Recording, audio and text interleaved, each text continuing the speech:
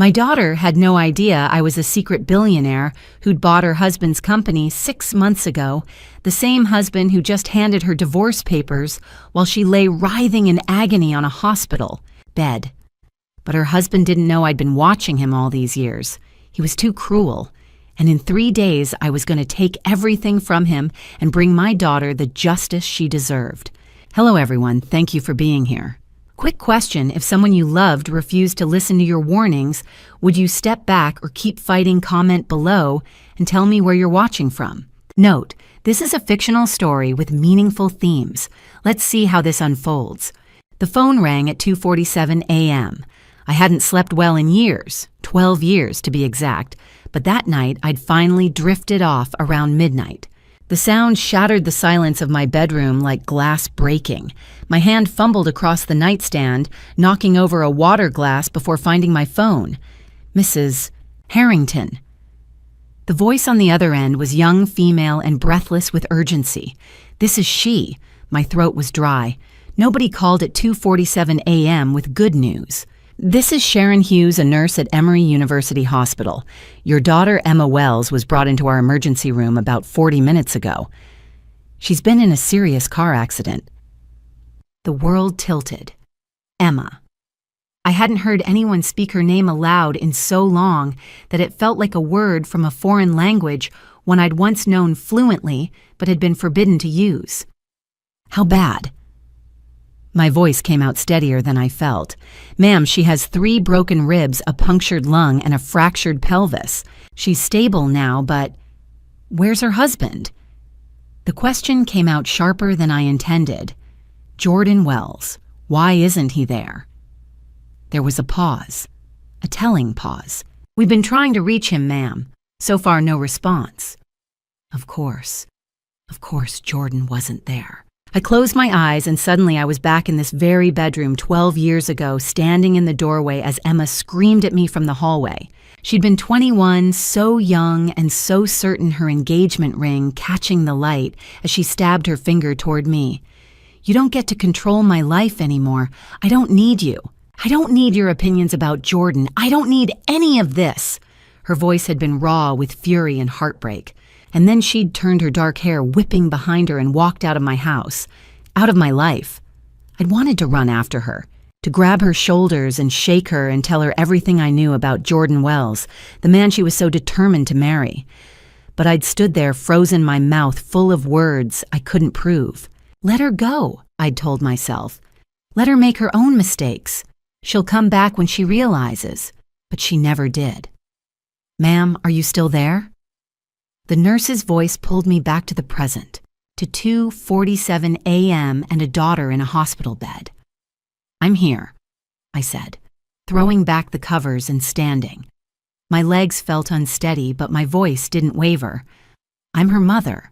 I'll be there in 30 minutes. Ma'am, visiting hours don't start until... I said I'll be there in 30 minutes. I was already moving toward my closet, phone pressed between my shoulder and ear. If anyone has a problem with that, they can take it up with me directly.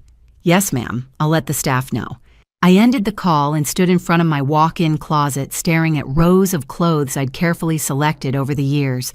Power suits for board meetings, elegant dresses for charity galas, casual wear that cost more than most people's monthly rent. Everything organized, everything in its place. Everything except my daughter. My hands were shaking. I gripped the doorframe to steady myself. 3 broken ribs, a punctured lung, a fractured pelvis, and Jordan, wherever he was, hadn't even bothered to show up. I pulled out a simple cashmere sweater and dark slacks, my mind already calculating drive time, hospital protocols, what I'd need to say to get past security at this hour. But underneath all that planning was one terrible, persistent question. After all these years, after everything that was said, would Emma even want me there? I pushed the thought away and reached for my car keys. It didn't matter. She was my daughter, and this time I wasn't going to let her face the storm alone. The highway stretched ahead of me, empty and dark. 28 minutes from my estate in Roswell to Emory University Hospital. I'd made this drive before, not to the hospital, but past Emma's house in Buckhead, more times than I cared to admit. My hands gripped the steering wheel at 10 and 2 the way Charles had taught me. The way I'd taught Emma when she was 16, back when she still called me Mom. I'd hired Frank Donovan the week after Emma's wedding, not because I wanted to spy on my daughter, but because I needed to know she was safe, that my instincts about Jordan Wells had been wrong. They hadn't been. Frank's reports came monthly delivered to my office in unmarked envelopes. At first, they were benign subject promoted to marketing director. Subject appeared happy. Those early reports had been the hardest. Emma was happy. Without me. Then things changed. Subject appeared withdrawn at company party. Spouse left early alone. Then came the one that nearly broke me. Subject underwent emergency surgery at Northside Hospital. Hysterectomy. Spouse did not visit during 3-day recovery. Friend Rebecca Walsh stayed overnight. That was 2 years ago. I'd sat in my office, Frank's report trembling in my hands, and wept for the grandchildren I'd never meet. And the daughter I couldn't comfort. I wanted to call. God, how I wanted to call. But Emma had made it clear she didn't need me, so I stayed in the shadows and kept watching. 3 years ago, Frank's reports took a darker turn, spouse observed entering St. Regis Hotel with unidentified female. Physical contact suggests romantic involvement. Jordan was cheating on her. I could have sent Emma the reports, could have exposed Jordan myself, but she wouldn't have believed me. She'd stopped believing me over a decade ago when I'd tried to warn her about him. If I came forward now, she'd think I was trying to destroy her marriage. So I waited and watched and hoped Emma would see the truth on her own. The road blurred for a moment and I blinked hard. Not now. I couldn't fall apart now. Charles, I whispered to the empty car, if you were here, what would you tell me to do? My husband had been gone for 14 years since Emma was 19, a stroke, sudden and merciless. Emma and I had clung to each other in those first terrible months, until Jordan appeared. Charles would have known what to say to her, how to make her listen. But Charles wasn't here, and I'd failed our daughter all on my own. The GPS announced I was 5 minutes from the hospital. In the distance, I could see the building lit up against the night sky, a beacon for the broken and desperate. I wondered which category I fell into. My phone buzzed. A text from Frank, just heard about the accident. On my way. You need backup. I typed back. No. This is something I have to do alone. The hospital's emergency entrance came into view. I pulled into the parking garage, found a spot, and turned off the engine. For a long moment, I sat there in the silence, staring at the concrete wall. Through the windshield, I could see the hospital's sign blazing against the darkness, bright, clinical, unforgiving. Emergency, trauma, critical care. My daughter was somewhere in that building, and after all these years of watching from the shadows, I was finally going to see her again. But what if she doesn't want to see me? What if I've already lost her? What if I'm too late? The hospital corridor stretched ahead of me, sterile and cold under fluorescent lights. It was 3:45 a.m., and the only sounds were distant monitor beeps and my shoes squeaking against linoleum. I'd spent 30 minutes in the parking garage trying to find courage, another 15 proving to the night receptionist that yes, I was Emma Wells' mother, that no, I hadn't been listed as her emergency contact. That hurt more than I'd expected. Now I stood outside, room 347, my hand frozen on the door handle. Through the small window, I could see her, my daughter, surrounded by tubes and wires and machines that beeped in steady rhythms. She looked so small. Ma'am. A voice behind me. I turned to find the nurse who'd called me Sharon Hughes, her name tag read. Mid-40s with kind eyes that had seen too much suffering.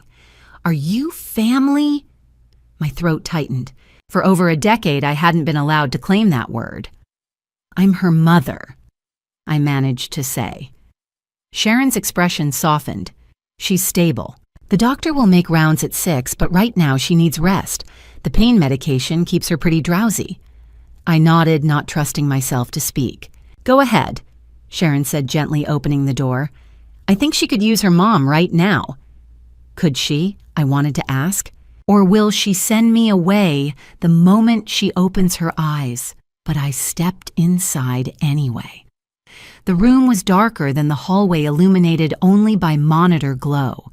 An IV drip hung beside the bed. Bandages wrapped around her torso, those broken ribs.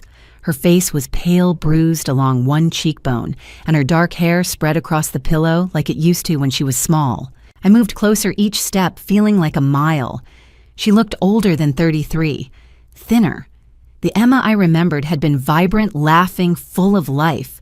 This Emma looked worn down, like she'd been carrying weight too heavy for too long. "What did he do to you?" I reached the side of her bed and stood there unsure. We hadn't touched in over a decade, hadn't hugged, hadn't held hands, hadn't existed in the same room. Slowly, carefully, I reached out and took her hand. It was smaller than I remembered, bonier. Her fingers were cold and I could feel the ridge of her wedding ring, a simple band that probably cost a fraction of what Jordan spent on his suits. I wrapped both my hands around hers, trying to warm them. "I'm here, baby," I whispered. "I'm here."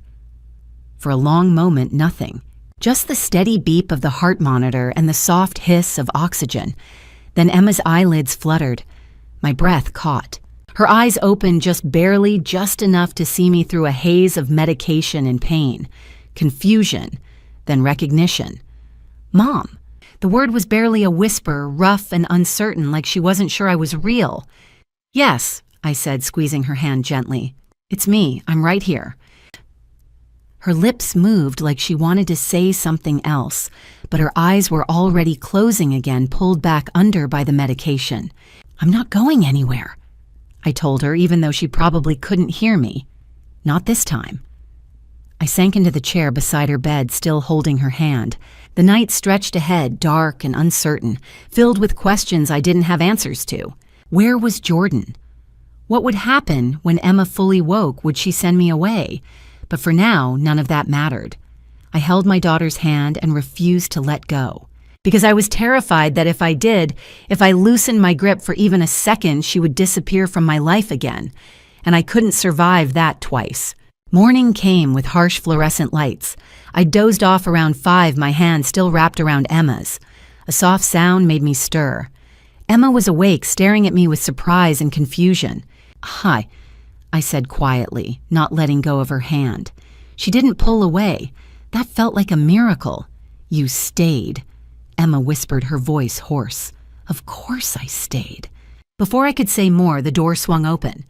Jordan Wells walked in. He looked exactly like I remembered from 13 years ago, receding hairline, hard eyes, expensive suit. Leather folder under one arm. He hadn't seen me yet. I'd moved behind the curtain partition instinct, telling me to observe first. "You're awake," he said to Emma, his tone flat. "Jordan," Emma's voice broke. "Where were you?" "The accident." "I was tied up with work." He set the leather folder on her blanket, right over her broken ribs. Emma winced. He didn't notice. "Oh, what is this?" Emma asked. "Divorce papers." He said it like he was ordering coffee. "I need you to sign them while you're still lucid." The blood drained from Emma's face. "Jordan, what are you doing?" "What I should have done months ago." He pulled out a pen.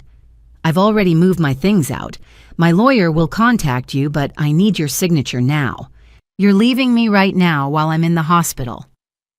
The timing isn't ideal, but he checked his watch. Once, twice. Like his wife's hospital bed was an inconvenience. I stepped out from behind the curtain. "Get out, right now!" Jordan's head snapped toward me. Recognition, then fear. "Genevieve." My name came out strangled. "What are you doing here?" "I'm her mother." I moved between him and Emma's bed. "And I'm telling you to leave. Now." "You have no right to."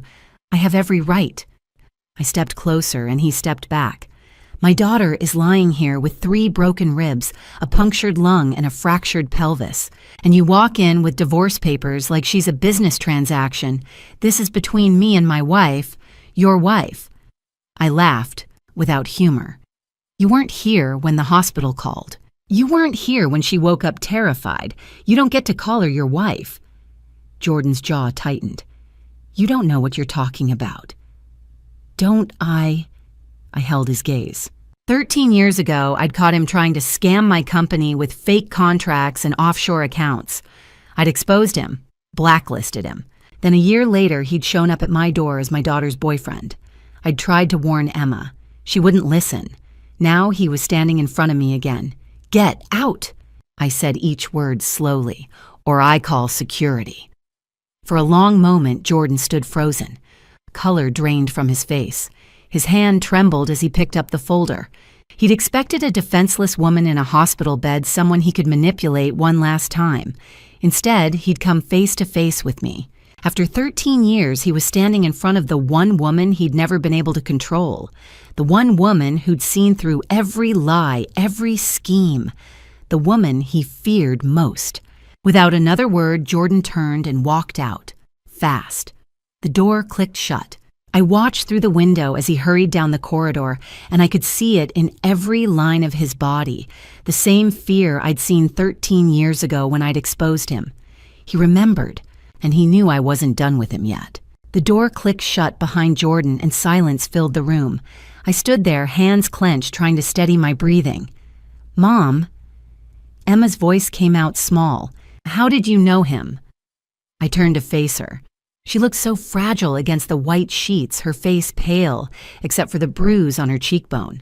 But her eyes were sharp with questions I'd been dreading. I moved back to the chair and sat down slowly. 13 years ago, I began A Man Named Jay. Wells approached Legacy Investment Holdings with a business proposal. He wanted us to invest in what he called emerging offshore opportunities. Emma's brow furrowed. Jay Wells. Jordan Wells. He was using a shortened version of his name back then. I watched her face carefully. He was trying to scam us out of $500,000, fake contracts, shell corporations in the Cayman Islands, forged bank statements. Emma's eyes widened. "That's not... Jordan wouldn't..." I exposed him in front of his investors. I had documentation, proof. When I told him I'd contacted the SEC, he disappeared. I paused, remembering that day the way Jordan's face had gone white, the same fear I'd seen this morning. "And then," Emma whispered, "a year later, you brought him home for dinner." My voice cracked. "You were so happy, so in love," and I looked across the table and saw him. "You never said anything." I tried. Or the words burst out. "Emma, I tried so hard to warn you. The fights we had, I told you something was wrong with him, but I didn't have proof anymore. He'd cleaned up his background. And you, I didn't believe you." Emma's voice was barely audible. "You told me I was trying to control your life, that I couldn't stand to see you happy. Each memory was a knife. You said you didn't need me anymore." Tears slipped down Emma's cheeks. "I was 21. I thought you just didn't like him." "I didn't like him because I knew what he was." I reached for her hand.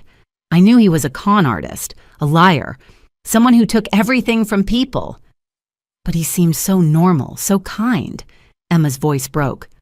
"We built a life together. We had plans." She stopped her hand, moving to her abdomen. The hysterectomy. My heart broke again. "I know, sweetheart. Why didn't you show me the evidence back then?" I tried, but the evidence was from a different name, a different scheme. He was careful. By the time you brought him home, it would have looked like I was making up stories. Emma pulled her hand away, turning toward the window. "So you just watched for all these years. I hired someone to keep an eye on you, to make sure you were safe." I swallowed hard. "You were all I had left. I couldn't lose you completely." The silence stretched between us, heavy and painful. Finally, Emma spoke. "He said, before he left, he said you'd try to control me, that you'd manipulate me." My chest tightened. Even now, Jordan's poison was working. "And do you believe him?" I asked softly. Emma turned to look at me, and what I saw in her eyes shattered me. Doubt. After everything, after Jordan serving her divorce papers in a hospital bed, after years of unhappiness, there was still doubt. "I don't know what to believe anymore, Mom," she whispered. "Is any of this true? Or are you just trying to get me back?" The question hung in the air like broken glass, and I realized that 13 years of silence had done more damage than I'd ever imagined. The silence that filled the room was worse than any shouting match.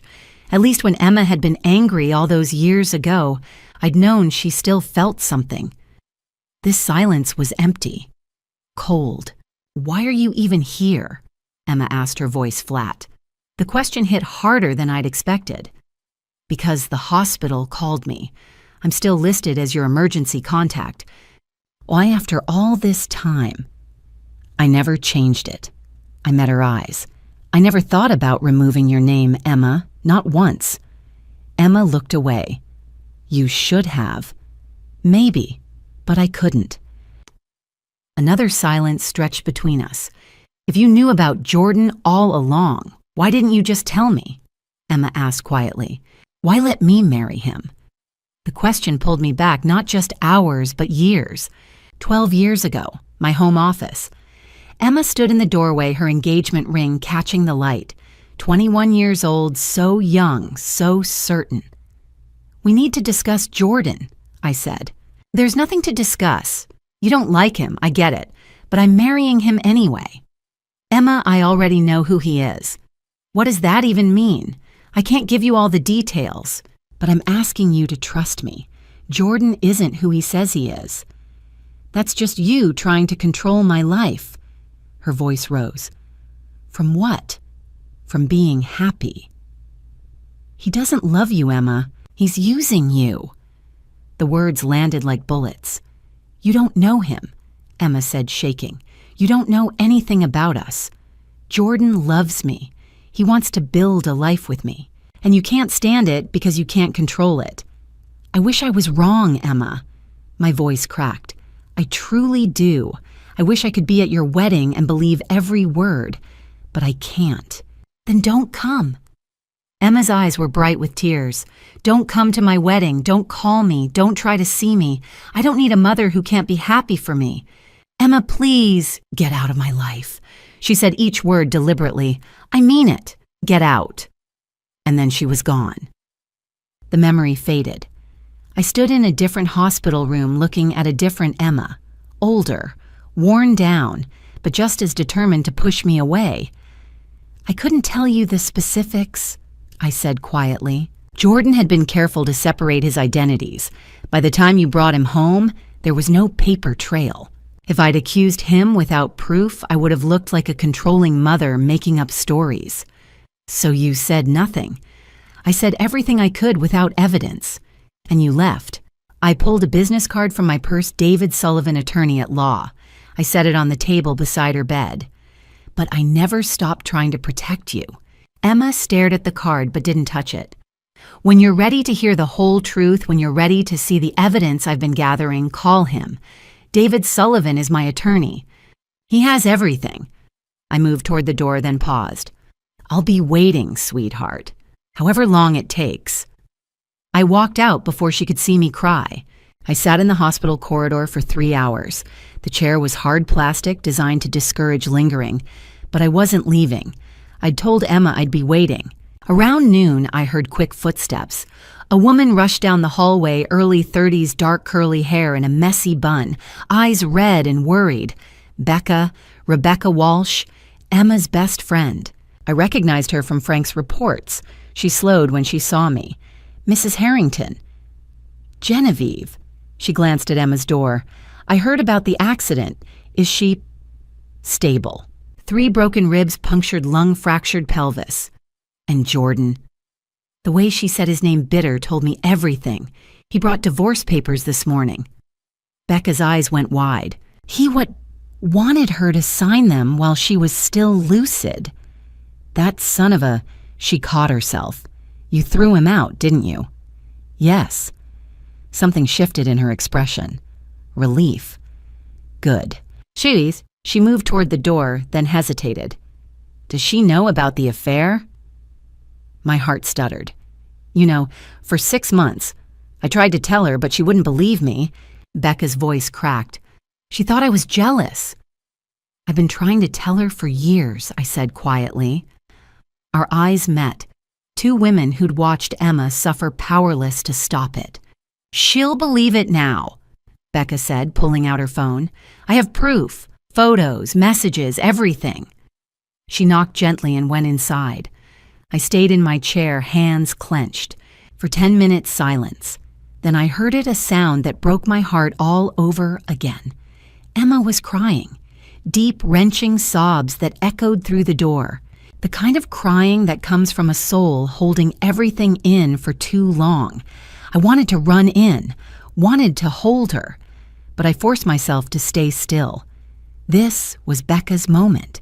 30 minutes passed. The crying continued, sometimes louder, sometimes softer, but never stopping. Finally, the door opened.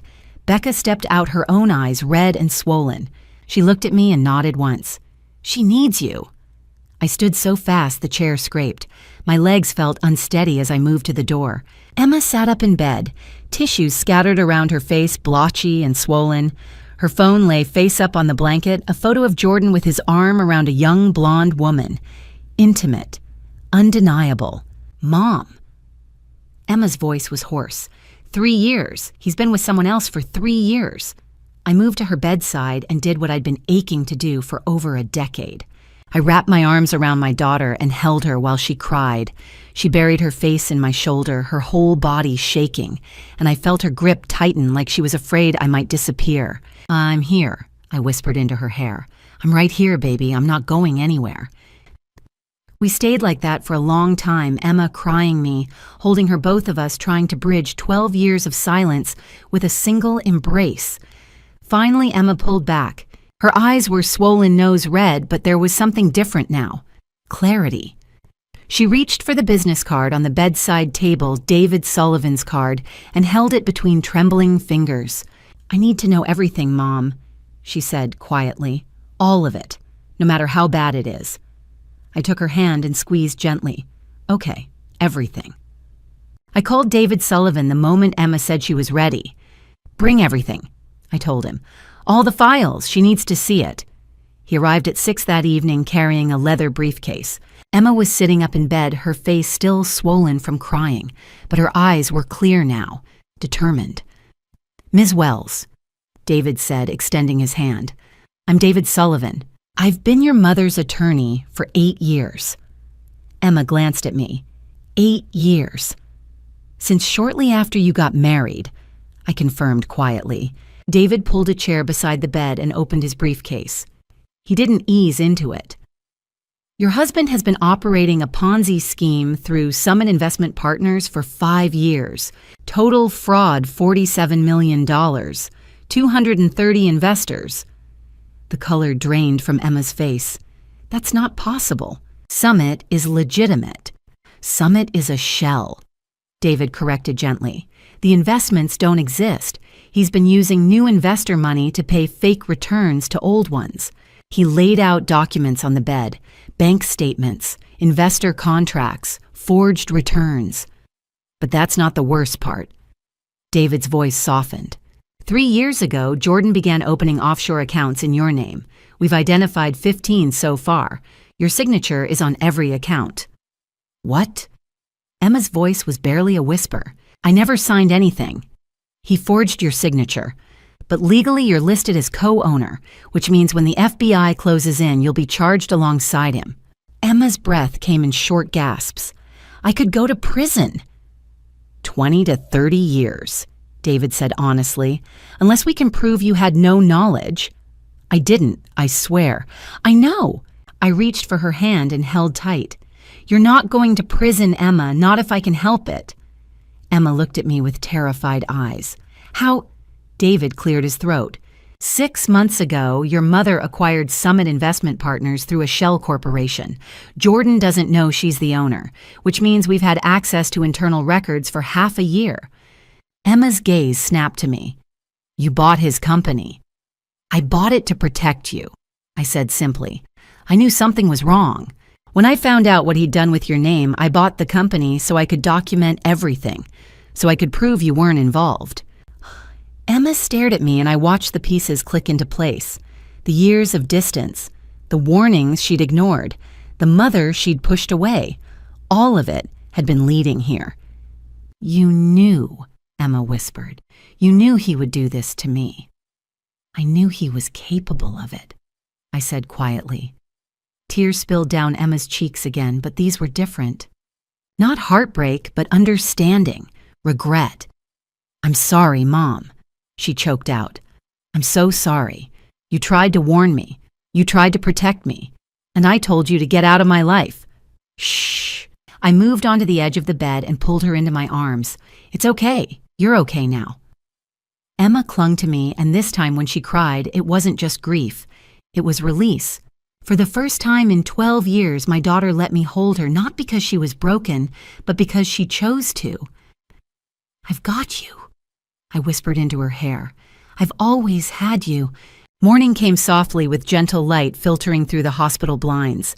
I'd spent the night in the chair beside Emma's bed again, but this time she'd asked me to stay. When I stirred awake around 7, Emma was already watching me.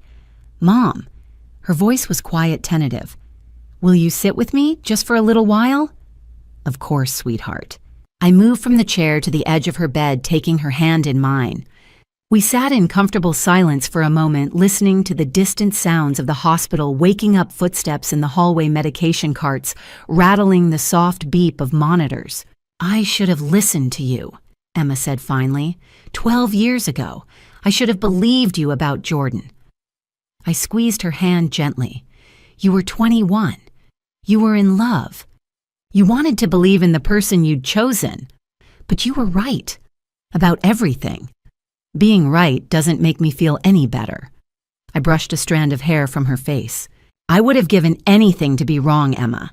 I wanted nothing more than for Jordan to prove me wrong, to make you happy, to be the man you believed he was." Emma's eyes filled with tears. "Why didn't you ever give up on me after everything I said to you, after I told you to get out of my life?" "Because you're my daughter." The answer was simple, fundamental. I could never give up on you. Even when you didn't want me, I was still your mother. That doesn't just stop. "But 12 years, Emma's voice broke. "How did you survive it? Not seeing me, not talking to me." I took a deep breath, considering how much to tell her. "Do you remember Frank Donovan? The investigator David mentioned?" Emma nodded. "I hired him a week after your wedding. Not to spy on you, or maybe it was spying, I don't know anymore, but I needed to know you were safe, that you were okay." "What did he tell you?" "Everything." I smiled sadly. "Monthly reports. Where you worked, how you were doing. When you got promoted to marketing director, I was so proud. When you and Becca became friends, I was relieved you had someone. You knew about Becca." "I knew about everything, Emma, the good days and the bad ones.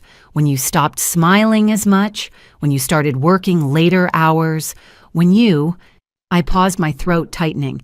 "When you had your surgery 2 years ago." Emma's hand flew to her abdomen.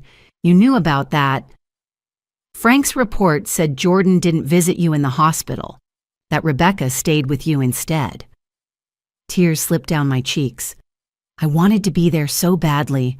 I wanted to hold your hand and tell you it would be okay. But I knew you wouldn't want to see me.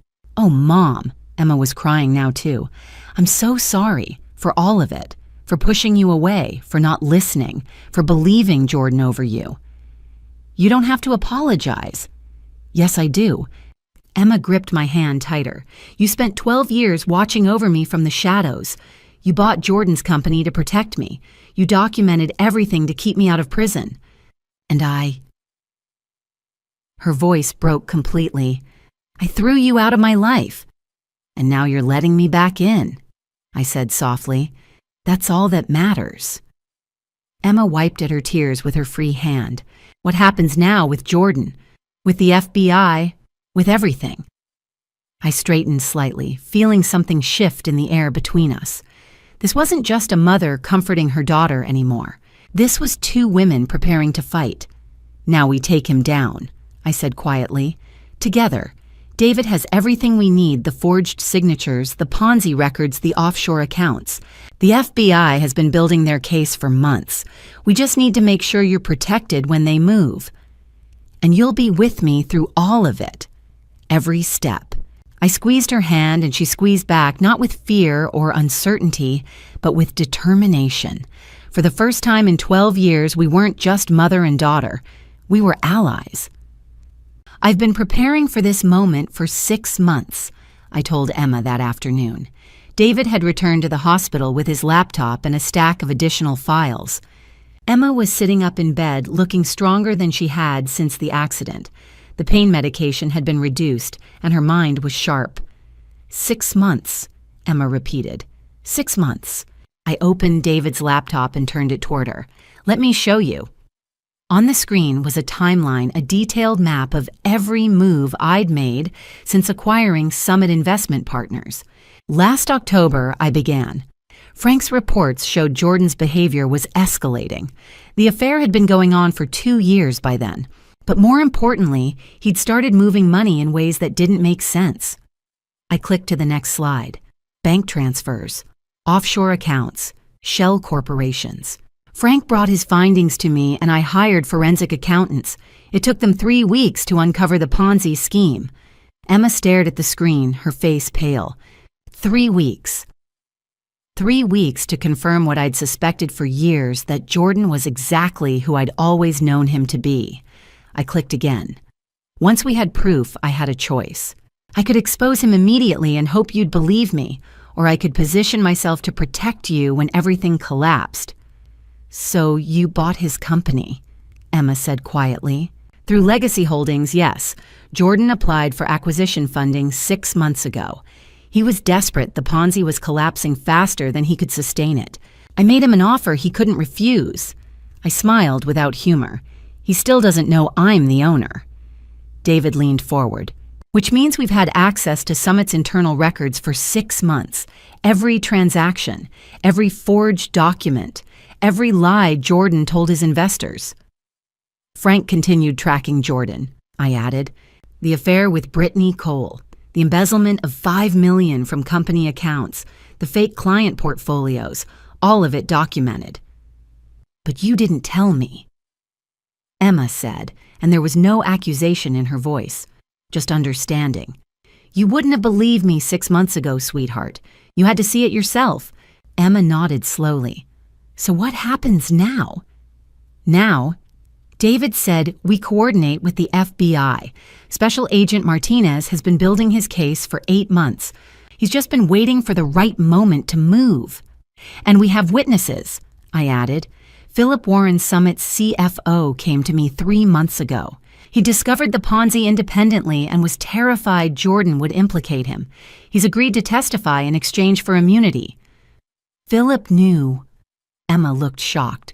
He figured it out eventually. Unlike Jordan, Philip actually does his job. I clicked to another slide. And then there's Brittany. Emma's expression hardened at the name. Brittany Cole thought she was Jordan's girlfriend, I said carefully. She didn't know he was married until recently, when she found out she was receptive to helping us. She has text messages, photos, proof of Jordan moving assets into accounts under her name, assets he planned to steal once the divorce went through. Emma's hands clenched in her lap. He was going to frame her too. Jordan frames everyone eventually, David said. It's what he does. I closed the laptop and looked at my daughter. In 3 days, there's a scheduled board meeting at Summit. Jordan thinks he's going to present quarterly earnings. He thinks everything is under control. But it's not, Emma whispered. It's not. I took her hand. In 3 days, Jordan Wells walks into that boardroom thinking he owns the company, and we're going to take everything from him. Emma stared at me, and for the first time in 12 years, I saw something in her eyes I thought I'd lost forever. Respect. Admiration, trust. You've been planning this for 6 months, she said softly. All of this, for me, for you, I confirmed. Always for you. The next morning, I drove across Atlanta to meet my son-in-law's mistress. Octane Coffee sat in a quiet corner of Virginia Highland, the kind of place where people could talk without being overheard.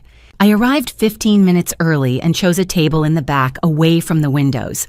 Brittany Cole walked in at exactly 9 o'clock. She was younger than I'd expected, 27 according to Frank's reports, but she looked even younger. Blonde hair pulled into a ponytail, minimal makeup, dark circles under her eyes that suggested she hadn't been sleeping well. She spotted me immediately and hesitated in the doorway. I raised a hand slightly, and after a moment, she walked over. "Ms. Cole," I said, gesturing to the chair across from me. "Please sit down." She sat, but her posture was rigid defensive. "Mrs. Harrington." "Genevieve, please." "Okay." She didn't reach for the coffee I'd ordered for her. "Why did you want to meet?" "Because I think we can help each other." Brittany's laugh was bitter. "Help each other? Your daughter's husband has been sleeping with me for 3 years. I'm not sure what kind of help you're looking for." "The kind that puts Jordan Wells in prison," I said calmly. That got her attention. She leaned back slightly, studying me. "You're serious?" "Completely." For a long moment, she didn't speak. Then quietly, "I didn't know he was married at first. I believe you." "Do you?" Her voice cracked. "Because when I found out 6 months ago, I felt like the stupidest person alive. 3 years. 3 years of him telling me he loved me, that we were building a future together. And the whole time, he was lying. I finished. To you, to my daughter, to everyone." Brittany nodded, tears threatening at the corners of her eyes. "When I confronted him, he said Emma was leaving him, that the marriage was over anyway, that it didn't matter. And then he started using me." She took a shaky breath. "He opened accounts in my name, said it was for our future. But I started noticing things, money moving in and out, amounts that didn't make sense. When I asked about it, he got angry, told me to stay out of his business." "Did he threaten you?" "Not directly, but the implication was clear." Brittany finally reached for the coffee, wrapping her hands around the cup like she needed the warmth. "I work at Summit. I'm a junior analyst. He reminded me of that. How easily he could make my career disappear." "So you started collecting evidence," I said. Her eyes snapped to mine. "How did you?" "Because that's what I would have done." I leaned forward. "And because my attorney told me you'd been cooperative when he reached out." Brittany pulled a small hard drive from her purse and set it on the table between us. 6 months of text messages, emails, photos, bank statements from the accounts he opened in my name. Everything. I looked at the drive but didn't pick it up yet. "Why are you helping me?" "Because I'm tired of being used." Her voice was steady, now angry. "Because he made me complicit in whatever he's doing. Because when this all comes crashing down, I don't want to be the one who goes down with him." "You won't," I said. "I promise you that." "How can you promise that?" "Because I've been preparing for this for 6 months. I own Summit Investment Partners. The FBI is ready to move. We have witnesses. And now," I reached across and took the hard drive. "Now, we have your testimony and evidence." Brittany stared at me. "You own Summit. Through a shell company." "Yes, Jordan has no idea." For the first time since she'd walked in, Brittany smiled. It was small, tentative, but real. "He's going to lose everything, isn't he? Everything I confirmed." "Good." She stood up and I stood with her. "I'm sorry about your daughter, about all of this." "Thank you," I said quietly. "And I'm sorry for what my son-in-law put you through." We stood there for a moment, 2 women who'd been hurt by the same man, now united in bringing him down. I left Octane Coffee with more than just evidence. I left with an unexpected, powerful ally. 10 days after the accident, Emma was discharged from the hospital. She came home to my estate in Roswell, to the guest room that had waited 12 years for her return. 2 days later, she told me she wanted to see Jordan one last time. "Alone," she said firmly. "I need to do this alone, Mom." Every instinct screamed at me to say no, but Emma was 33 years old and this was her fight too, so I waited. I sat in the living room watching the clock, my hands clenched. She came home just after 9 that evening. I met her at the door. She looked tired but steady, her face calm. "Come sit with me," I said. Emma sat beside me, and for a long moment she didn't speak. Then she smiled, small, satisfied.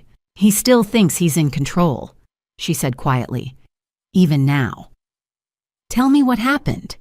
We met at Chop's Lobster Bar, his choice. Emma's voice was steady. He was already there when I arrived. He ordered wine without asking what I wanted. Expensive, like he was celebrating. What did he say? He talked about the divorce, how he'd been generous with the settlement, how I'd get the house and a reasonable amount. Emma shook her head. He had this speech about how we'd grown apart, like I was supposed to be grateful, and you let him talk for 20 minutes. Emma's smile grew. I let him order dinner, pour wine, lay out his entire plan for leaving me with just enough while he disappeared with everything else. And then I told him I knew about Brittany. I watched my daughter's face. No pain, just cold satisfaction. He tried to deny it, said I was paranoid. So I showed him the photos, all of them, 3 years worth. How did he react? He got angry, said it didn't matter, that the affair didn't change the divorce. Emma paused. So then I told him about the $47 million. My breath caught. You told him. I told him I knew about the Ponzi scheme, the 230 investors, the offshore accounts in my name. Emma's voice was calm. I watched the color drain from his face. What did he say? He said I was bluffing, that I didn't have proof. Emma turned to look at me. That's when I mentioned your name. You told him I was involved. I told him you owned Summit, that you'd owned it for 6 months, that you'd been documenting everything. Emma's eyes were bright. Mom, you should have seen his face. He went white. His hands started shaking. He knows he's trapped, I said quietly. He knows. Emma nodded. He tried to bluster about lawyers, but I could see it in his eyes. He remembers what you did to him 13 years ago, and he knows you're about to do it again. We sat in silence, letting it sink in. 3 more days, I said. The board meeting is in 3 days. Emma reached for my hand and squeezed. 3 days until his world ends. Are you ready for that? Mom, Emma said, her voice steel. I've been ready since he walked into my hospital room with those divorce papers. That evening, I officially brought my daughter home, not to a guest room, not to temporary shelter, but home to the estate where she'd grown up, where she'd learned to ride bikes in the driveway and play piano in the music room, where her father had taught her chess and I'd taught her to be strong. We walked through the front door together, and I watched Emma's eyes sweep across the familiar space, the marble entryway, the grand staircase. The living room where Emma stopped her gaze fixed on the Persian rug near the fireplace. That's where Dad, she whispered. Yes. I took her hand. That's where he collapsed, 14 years ago. Emma hadn't been there when it happened. She'd been at college 2 hours away. By the time she'd made it home, Charles was already gone. I never got to say goodbye to him, Emma said quietly. I know, sweetheart. I squeezed her hand. But he knew you loved him. He always knew. We stood there for a moment longer, then I gently guided her toward the stairs. Come on, there's something I want to show you. Emma's old bedroom was on the 2nd floor, 3rd door on the left. I'd walked past it countless times over the years, sometimes pausing at the threshold but never going inside. Now I opened the door and stepped back. Emma moved past me slowly, her breath catching as she looked around. Everything was exactly as she'd left it 12 years ago. The pale blue walls she'd chosen when she was 16, the bookshelf filled with college textbooks and childhood favorites, the photos on her desk, her and Charles at her high school graduation, her and Becca at some long-ago party, her and me at her 21st birthday dinner, just weeks before everything fell apart. You kept it, Emma whispered, tears streaming down her face. You kept everything. I couldn't change it. My voice was thick. I kept hoping one day you'd come back. Emma moved to her desk, running her fingers over the old surface. That's when she saw it, a wooden box sitting in the center, tied with a simple ribbon. What is this? Open it. Emma untied the ribbon with trembling fingers and lifted the lid. Inside were 12 envelopes, each one addressed in my handwriting, Emma on your 22nd birthday. Emma on your 23rd birthday. And so on all the way to Emma on your 33rd birthday. Letters, I said softly. One for every birthday you were gone. I wrote them even though I couldn't send them. Even though I didn't know if you'd ever read them. Emma pulled out the first envelope with shaking hands. I'll give you some privacy, I said, backing toward the door. Mom, read them, sweetheart. I'll be right downstairs if you need me. I closed the door gently and stood in the hallway listening to the soft sound of paper rustling. Then after a few minutes, I heard Emma start to cry, not the broken sobs from the hospital. These were different, deeper, rawer, the sound of someone finally letting go of years of buried pain. I slid down to sit on the floor outside her door, my back against the wall, and waited. 20 minutes passed, maybe 30. I lost track of time. Then the door opened. Emma stood there clutching the letters to her chest, her face blotchy and swollen.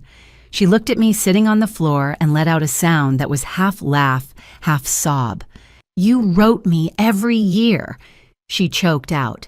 Even when I wouldn't talk to you, even when Her voice broke. You never stopped loving me. I couldn't, I said, simply standing up. You're my daughter. Emma closed the distance between us and threw her arms around me, holding on like she was afraid I might disappear. I'm home, Mom, she whispered into my shoulder. I'm finally home. I held her tight, this daughter I'd never stopped fighting for, and felt 12 years of grief and longing finally begin to heal. Yes, you are, I whispered back. You're home. Later that night, after Emma had fallen asleep in her childhood bed, surrounded by those 12 letters, I stood in her doorway watching her breathe. Tomorrow we would face Jordan together. Tomorrow we would take back everything he'd stolen. But tonight my daughter was home, and that was all that mattered.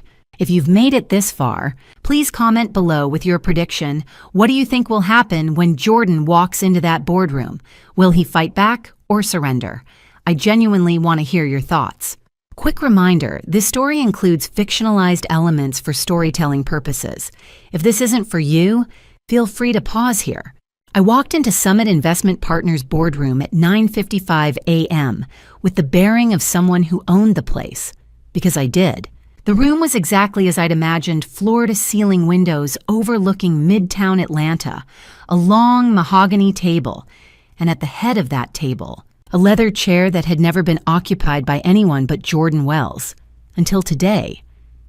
I moved to that chair and sat down, setting my briefcase on the table with a deliberate click. Around the table, board members were already seated. Peter Harmon gave me a subtle nod. Helen Rodriguez offered a small smile. They'd been briefed 3 days ago about who actually owned Summit. The clock ticked toward 10. At 9:58, David Sullivan entered and took the seat to my right. At 9:59, Philip Warren slipped in quietly and sat near the far end, his face pale but determined. At exactly 10 a.m., the door opened. Jordan Wells walked in. He wore an expensive suit, hair perfectly styled, smile, confident. The smile of a man who thought he controlled everything in this room. That smile died the moment he saw me. His steps faltered. His briefcase nearly slipped from his hand. I watched the color drain from his face as his eyes locked on mine, sitting in his chair at the head of his table. What? He stopped, cleared his throat. What the hell is she doing here? He was looking at Peter Harmon, but Peter didn't answer. None of the board members did. Jordan's gaze snapped to David Sullivan. Sullivan, what is this? David stood slowly. Mr. Wells, I'd like to introduce Mrs. Genevieve Harrington, who represents the majority shareholder of Summit Investment Partners. Majority shareholder. Jordan's voice rose. What are you talking about? I own this company. You founded it, I said, my voice cutting through his panic like ice. You ran it, but you haven't owned it for 6 months. Jordan stared at me, his mouth opening and closing. Legacy Investment Holdings. I continued calmly. Perhaps you remember them. They made you a generous offer last October when you were desperate for capital. You signed the acquisition papers yourself. I pulled a document from my briefcase and slid it across the table. Jordan's signature was there at the bottom, next to the corporate seal of a shell company he'd never bothered to research. Legacy Investment Holdings is my company, Jordan, which means Summit is my company, which means you work for me. The silence was absolute. Jordan's hands were shaking. I could see him trying to put the pieces together. You. His voice was barely a whisper. You've been... For 6 months. 6 months, I confirmed. 6 months of access to every file, every transaction, every lie you've told. 6 months of documentation. Jordan's legs seemed to give out, and he grabbed the back of the nearest chair. That's when the door opened again. Emma walked in. She wore a navy suit, hair pulled back spine straight. She moved to stand beside my chair, her hand resting lightly on the back of it. Jordan looked between us. His wife, his mother-in-law, the 2 women he'd manipulated for years now standing together at the head of the boardroom. "Hello, Jordan," Emma said, her voice steady. "Surprised to see me?" I watched Jordan's face as the full reality finally sank in. He'd been played. For 6 months he'd thought he was in control, thought he was the master manipulator, thought he'd gotten away with everything. And the whole time I'd been 3 steps ahead. I met his eyes across the table and smiled. "Shall we begin?" It took 15 minutes to destroy what Jordan had built on lies over 5 years. David stood and connected his laptop to the boardroom screen. Let's begin with the facts. The first slide appeared Summit Investment Partners, financial overview. I watched Jordan's face as David clicked through the evidence. Pale, then ashen, then gray. For the past 5 years, David said, Mr. Wells has been operating a Ponzi scheme through Summit Investment Partners. Total fraud, $47 million. 233 investors. The screen showed names, retirees, teachers, nurses, people who'd trusted Jordan with their life savings. Last March, David continued, one of those investors, George Miller, age 67, took his own life after losing $850,000. I heard someone inhale sharply. Helen Rodriguez covered her mouth. Jordan sat frozen knuckles white, gripping the table. Mr. Wells also opened 15 offshore accounts using forged signatures from his wife, Emma Wells, making her legally liable. David clicked to bank statements. He planned to flee the country with these assets, leaving Ms. Wells to face prosecution. Emma's hand found mine under the table. I squeezed gently. Additionally, David said, Mr.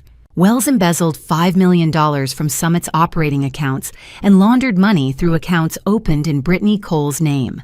The screen filled with transaction records, forged signatures, offshore account numbers. Finally, I'd like to invite CFO Philip Warren to speak. Philip stood slowly. He looked years older, but his voice was steady. 3 months ago, I discovered discrepancies in our financial reports. When I investigated, I found the Ponzi scheme. He looked at Jordan. I brought my concerns to Mr. Wells. He threatened to frame me. So I went to Mrs. Harrington instead. Philip sat down. I gave him a small nod. Peter Harmon cleared his throat. I move that Jordan Wells be immediately terminated from all positions at Summit Investment Partners and that all authority be revoked. Second, Helen Rodriguez said, all in favor. Every hand went up, except Jordan's. Motion passes unanimously, Peter said. Mr. Wells, you are terminated. Before security could move, the boardroom door opened. 3 people in dark suits walked in. Special Agent Martinez, FBI, the lead man said, showing his badge. Jordan Wells, you're under arrest for wire fraud, securities fraud, and money laundering. Jordan finally moved. He stood, legs shaking.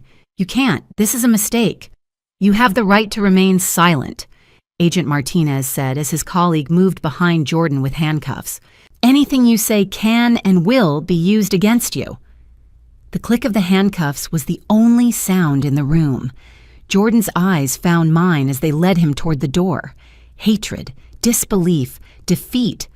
You planned all of this, he said, his voice hollow. Every single piece. I stood, keeping Emma's hand in mine. I was just protecting my daughter, I said quietly. That's what mothers do. Agent Martinez led Jordan out. The door closed. For a moment, no one spoke.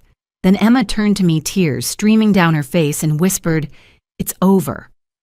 "Yes," I said, pulling her into my arms. "It's over." And as I held my daughter in that boardroom surrounded by the wreckage of Jordan's empire, I didn't feel triumph or victory. I felt peace. If you're still here after witnessing Jordan's arrest, I'd love to hear from you. Comment and share how that felt. Did justice satisfy you? Do you think Emma and her mother can truly heal now?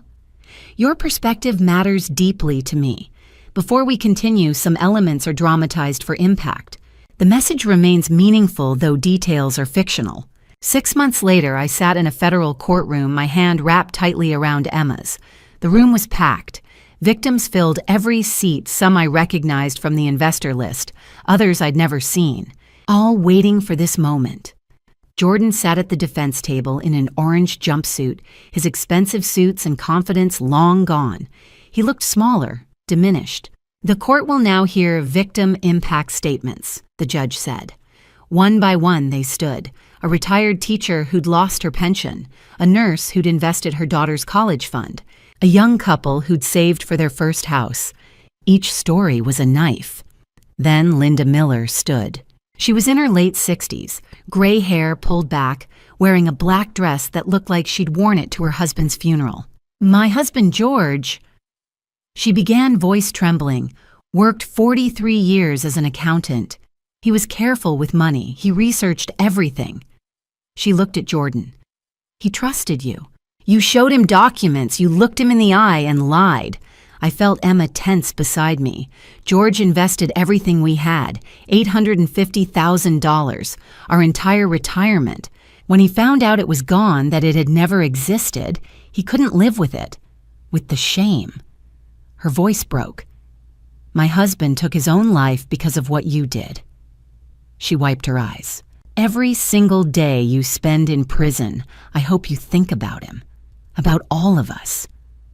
Linda sat down. Jordan's shoulders sagged. After the last victim spoke, the judge removed his glasses. "Mr. Wells, you have been found guilty of wire fraud, securities fraud, and money laundering. You destroyed lives, families, and futures. You showed no remorse until you were caught." The judge paused. "I hereby sentence you to 15 years in federal prison, followed by 5 years supervised release. You will also pay restitution of $47 million. Emma's hand squeezed mine so hard it hurt. 15 years. I watched reality settle over Jordan. 15 years gone. He'd be in his 50s when he got out with a felony record and no career. Everything he'd built, everything he'd stolen, meaningless now. As the bailiff moved to escort him out, Jordan turned and looked at Emma one last time. I saw something in his eyes I'd never seen before. Regret. Not for what he'd done to his victims, not for the lives he'd destroyed, but regret that he'd lost, that he'd been caught, that Emma had slipped away. Too little, too late. Emma and I stood and walked out together, her hand still in mine. Outside on the courthouse steps, Linda Miller was waiting. When she saw us, she rushed over and threw her arms around me. "Thank you," she sobbed. "Thank you for giving us justice, for making him pay. George can finally rest now." I held her, this stranger who'd lost everything because of the man my daughter had married. "I'm so sorry for your loss," I whispered. "You stopped him," Linda said, pulling back. "That's what matters." After Linda left, Emma and I stood on the courthouse steps watching people stream past. "What do we do now, Mom?" Emma asked quietly.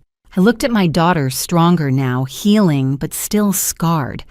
"Now," I said, squeezing her hand, "we heal." 1 year later, I stood on my porch watching Emma kneel in the rose garden, her hands deep in the soil. Spring had come to Georgia with its usual gentle insistence, warm air, green grass, flowers pushing up through the earth like promises. Emma had bought a small cottage 3 miles from my estate, close enough that we saw each other every day, far enough that she had her own space to heal. She didn't need much. The settlement from the divorce had been modest. Jordan had nothing left to give, but between what little remained and the job offer from one of Summit's competitors, Emma was rebuilding. Slowly, carefully, on her own terms. I watched her now tending the roses Charles had planted 15 years ago. She'd taken over their care without me asking, spending hours pruning and mulching and talking to them like they could hear her. Maybe they could. Charles always said plants grew better when you love them. "Coffee's ready," I called out. Emma looked up, dirt smudged across her cheek, and smiled. The kind of smile I hadn't seen in over a decade, open, genuine, reaching her eyes. She pulled off her gardening gloves and joined me on the porch, taking the mug I offered. We sat in the rocking chairs Charles had built, watching the morning light filter through the oak trees. "I was thinking about Dad this morning," Emma said quietly. "How he used to make us pancakes on Sundays. Remember, he'd always burn the first one and give it to himself." "He said it was tradition," I said, smiling at the memory. "The chef eats the mistakes. I wish I could tell him I'm sorry for pushing both of you away. He knows, sweetheart, and he's proud of you. I know he is." We sat in comfortable silence, sipping coffee, listening to birds sing in the garden. "Mom," Emma said finally, her voice soft, "I wasted 12 years of my life. 12 years I could have spent with you, with people who actually loved me." I set down my mug and reached for her hand. "No," I said firmly. "You didn't waste them. You learned from them. You learned what real love looks like and what manipulation looks like. You learned your own strength. You learned that coming home isn't weakness, it's courage." Emma's eyes filled with tears. "But I hurt you. I said terrible things. I told you to get out of my life." "And I never left," I said simply. "That's what mothers do, Emma. We wait, we watch. We love our children even when they don't love us back. Because we know deep down, we always know that one day they'll come home." Emma set down her coffee and moved to kneel beside my chair, taking both my hands in hers. "I love you, Mom," she whispered. "I should have said that 12 years ago. I should have said it every day. I always knew," I said, cupping her face in my hands. "Even when you couldn't say it, even when you thought you didn't, a mother always knows." Emma leaned her head against my knee, and I stroked her hair the way I used to when she was small and afraid of thunderstorms. "We're going to be okay," Emma said. "Aren't we?" "We already are," I told her. Later, as Emma went back to her roses, I watched her laugh at something, maybe a butterfly, maybe just the joy of a perfect spring morning. The sunlight caught in her hair, and for a moment she looked exactly like she had at 21 before Jordan, before the pain, before 12 years of silence. But this Emma was better, stronger, wiser. This Emma had come home. I looked up at the sky at the clouds drifting past, and I felt it a warmth that had nothing to do with the sun. Charles was here somehow, watching with me, smiling at the daughter we'd raised together, the daughter who'd lost her way and found it again. "She made it," I whispered to him. "Our girl made it home." And in the garden, surrounded by roses and spring and second chances, Emma laughed. Looking back at everything I went through, 12 years of silence, watching my daughter suffer from the shadows, I want to share what I've learned. Don't be like me. Don't wait 12 years to fight for the people you love. When you see someone walking into danger, don't just warn them once and step back. Stay. Watch. Prepare. Because sometimes love means being patient, but it also means being ready to act. This is one of those family drama stories where a mother's intuition proved right, but at such a cost.